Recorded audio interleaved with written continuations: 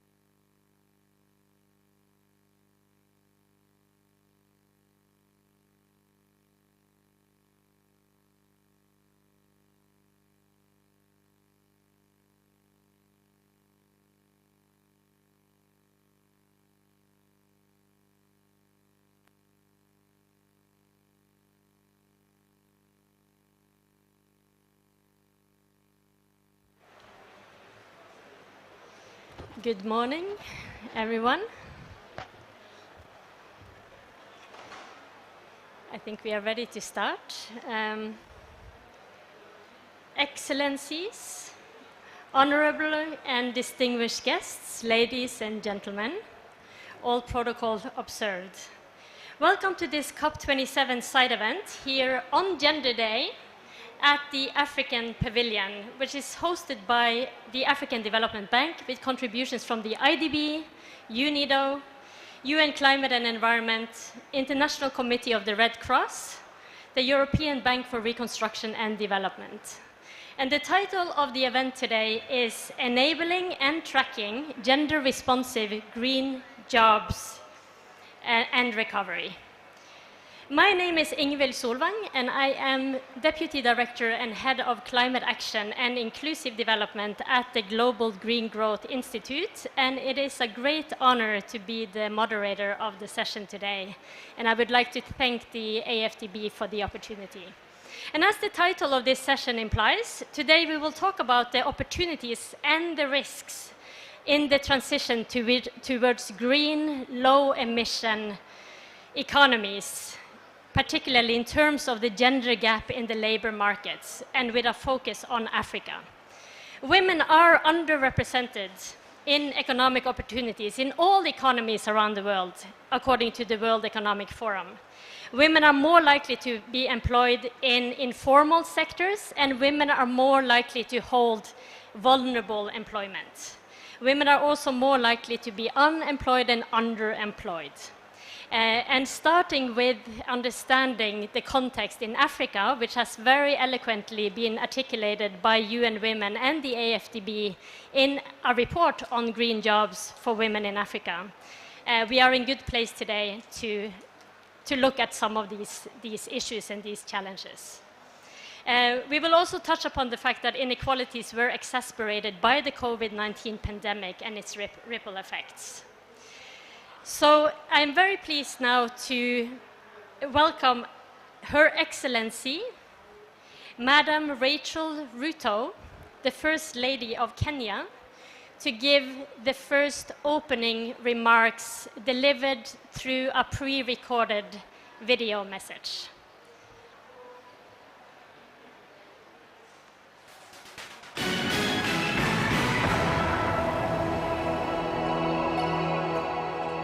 Ladies and gentlemen, I'm privileged to be sharing my opening remarks on a day set aside to reflect on gender and to discuss with you the important agenda of enabling and tracking gender-responsive green jobs recovery.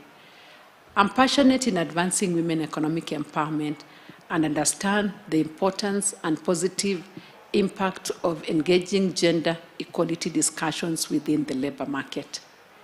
The issue of gender inequality is a global phenomenon and an integral aspect of development. Besides being a right in itself, gender equality is also an end in itself. It is one of the fundamental requirements for locally achieving Kenya's Vision 2030 that complements the attainment of UN Sustainable Development Goals. As key actors for environmental protection, women possess knowledge, capabilities, and effective networks to drive real solutions in the area of sustainability and resource scarcity. Most importantly, they hold key roles across society that influences how to produce, consume, and market sustained solutions. Women are therefore important agents of change, and their contribution and participation in green economy activities is essential for achieving equitable, sustainable development. The Kenya Green Economy Strategy and Implementation Plan recognizes gender inclusion as one of its strategic pillars outlined under social inclusion and sustainable livelihoods. There is an inherent need to respect the role of gender in the development of a green economy. One of the key priorities within the Kenyan Green Economy Blueprint is retention and creation of employment, especially by exploiting green growth opportunities while providing existing and new workers with the education and skills to meet the demands of new green jobs. Additionally, it includes focusing on critical areas within sectors where Kenya can develop green labor-intensive work. Tracking green job development, including monitoring growth in green jobs over time in terms of numbers, gender balance, and which subsectors are performing best, can help identify areas where policies are having a positive impact and where more attention is needed. Green economy and green jobs actions must respect labor standards, laws, and practices, wage minimums, safety, workers' rights, and other elements of fair and decent work. Ladies and gentlemen, this particular discourse is integral in Kenya's agenda in transforming towards a green economy and is an engagement I am passionate about.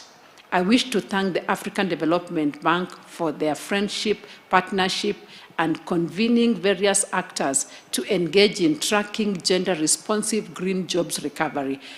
I also wish to reiterate that one of my key agenda items is championing gender inclusion in the labor market, which results in women economic empowerment. You have my word. I will ensure that beyond COP27, we will align and partner to advance the women in the area of green economy and green jobs. I wish you all a fruitful discussion. Thank you very much for your kind attention. Thank you very much to Her Excellency, Madam Ruto. We are also very blessed today to be in the presence and in the company of the Honorary Minister of Environment and Forestry of Kenya, Madam Soipan Toya. Welcome to this session, and I am very pleased to welcome you to the stage to deliver an opening remarks. Thank you very much.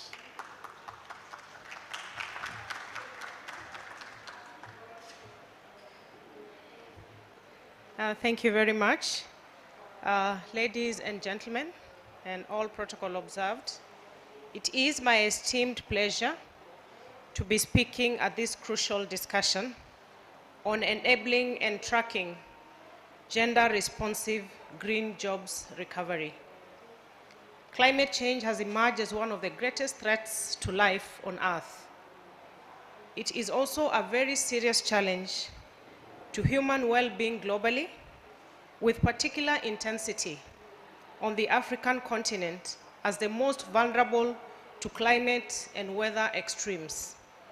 Such vulnerability poses serious adverse repercussions for Africa's precarious socioeconomic systems. It is imperative that urgent measures be taken to effectively cushion our people, their livelihoods, economies, and communities, and rapidly eradicate vulnerability.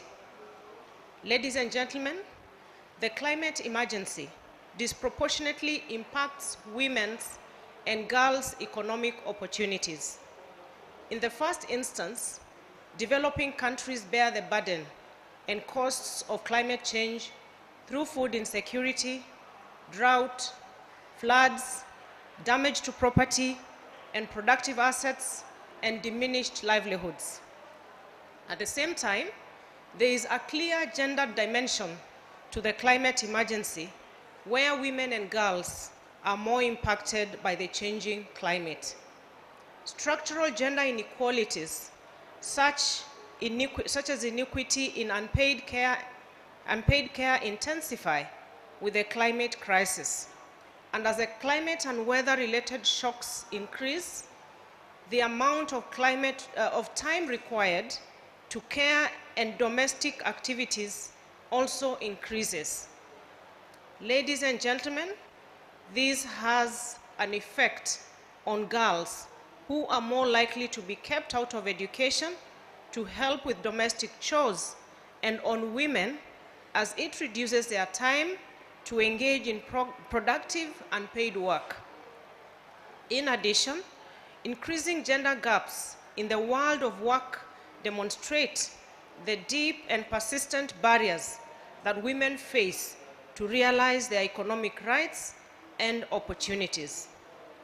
Transition to green economies holds huge potential in terms of creating wealth and jobs for African countries. However, women will not automatically benefit from this. Current green work policies and investments focus on male-dominated sectors such as the science, technology, engineering, and maths, that is STEM, construction, and manufacturing, and high barriers to women's economic justice risks continued exclusion of women from these opportunities and potentially further entrenching gender inequalities in the world of work. Ladies and gentlemen, focused interventions are needed to ensure that the green transition is just and inclusive and will allow diverse groups of women to take full advantage of the transition. The green transition presents a huge potential to create jobs, especially in sectors set to benefit directly from substantial investment, to example, clean energy and infrastructure. Ladies and gentlemen, to ensure women can benefit from the green transition, governments, private sector, and key decision makers should focus on gender equality in the transition to green economies. And this can be done by incorporating a gender lens into the green transition and green work opportunities, proactively addressing barriers to women benefiting from the green transition, including by upskilling women and girls for green and higher skilled jobs. As I conclude, ladies and gentlemen, to further ensure women benefit in the transition, we must generate decent green work opportunities for women by providing targeted training and education to open up high-skilled work opportunities, and traditionally male-dominated sectors open those to women. We must increase the understanding of gender inequalities in private sector and take targeted actions to upskill, reskill, and prioritize women workers for green work opportunities and foster women's leadership in the green transition. Ladies and gentlemen, as you have heard, Her Excellency, the First Lady of the Republic of Kenya, Mrs. Rachel Ruto, will lend her voice to gender inclusion in the labor market, women economic empowerment, and gender-relevant green recovery measures.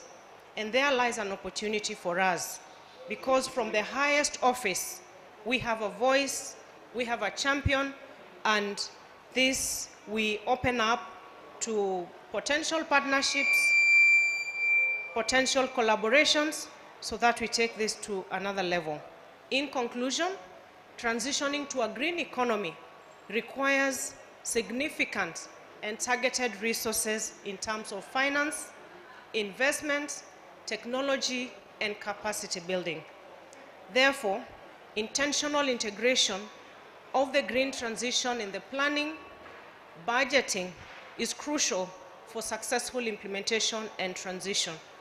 I wish to thank the Africa Development Bank for convening this discussion to provide insights, best practices, south-to-south learning, relevant tools, and recommendation for a successful green transition and economy. As I finish, ladies and gentlemen, women, and in the same breath, girls, are nurturers. We need to nurture our environment. We need to nurture, focusing on green initiatives. And women, when we place them at the center of it, we are going to create sustainable solutions to the environmental and climate change crisis we are faced with. Thank you very much. I appreciate this opportunity. Asanteni.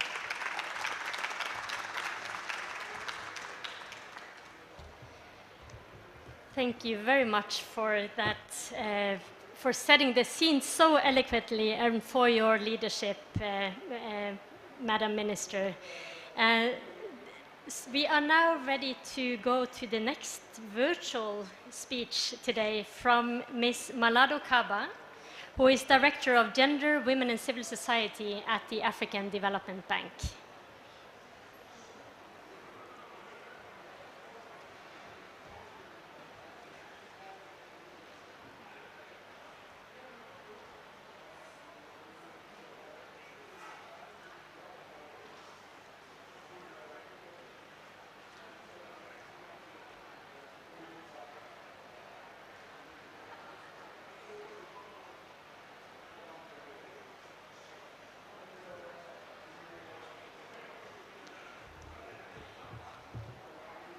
We may have a bit of a technical, I see some people running around in the background trying to get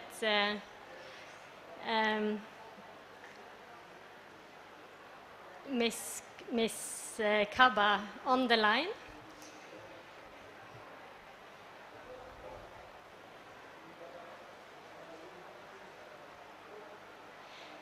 Perhaps while we wait for that, I will take the opportunity now to call the panelists up on stage. Hopefully, Ms. Kaba will be able to join us in a minute. We will continue the conversation with a panel. We have 5 very experienced experts on the topic of today.